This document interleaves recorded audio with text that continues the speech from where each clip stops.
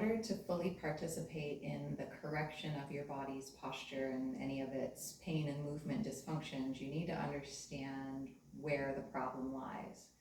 And so I want you to see how the body is currently operating and how it is supposed to operate.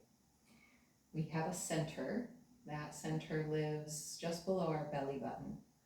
And that center should live above your legs, above your ankles, should sit above your ankles. It's a place that connects us to the earth and rests us down with gravity.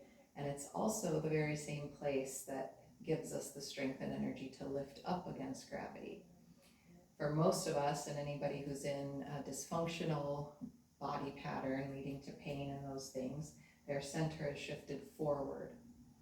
That forward center leads to low back needing to hold on to center because gravity is pulling center downward. The back is having to hold on to it. That pulls up on our heels and causes the backs of the legs, calves, and ankles to have a constant necessity for tone in them. So if you stand and see how is normal for you, you'll be able to feel some of this. Even though it's very normal to you, it won't seem exaggerated. It will seem very subtle. You'll be able to recognize this pattern. Because of that, when the weightedness of center is down, that puts pressure down into the knees and into the toes, which leaves all of that heaviness in the front of the leg and all of the pressure of our weightedness landing just below the kneecap where the shin and the thigh bone come together, which is not where we want our weightedness landing. So we need to move our center. We need to bring it back until we reverse this pattern, the pattern being that when our center is forward, it's now down or hanging down or heavy with gravity, but in the wrong spot, which makes the back of the body have the up tension. So we have down and we have up. So we're going to bring this back until I can feel maybe it gets above my ankles or heels. My heels will get heavier. The back of me will drop down some and the front of me will lift up. And I will feel the fronts of my thighs, the front of my belly. I'll probably even feel all the way down to my knees as if it's pulling up. Those are good, important feelings to have. As you learn this, you're going to have to continue to practice seeing if you can go further. You might want something to hold on to in that case.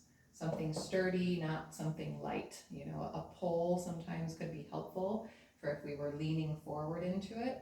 But if you lose your balance backward, that pole's just going to lift. So have something solid. And if you're extra concerned, have your couch or something else behind you that you can sit down on. Now, ideally, you never move fast enough or abruptly enough that you experience any problems anyway. Everything that we do should be slow, deliberate, attentive. We're feeling our body. We're not just trying to go through some motions and achieve something. So we're going to do this practice over and over and over, and I will send you videos for the next 2 parts of this practice. This is only one piece. The first piece, move your center back, and I also need to mention you may need to soften your knees to get this to release downward. So if my knees are really straight and hyperextended, and I shift back, nothing's going to happen. My toes are going to lift and it's going to yank me up that way from the front of my feet. If I soften my knees and I move my center back, then this can go down. I may need to encourage it, but I'm not cranking on it and getting real tight.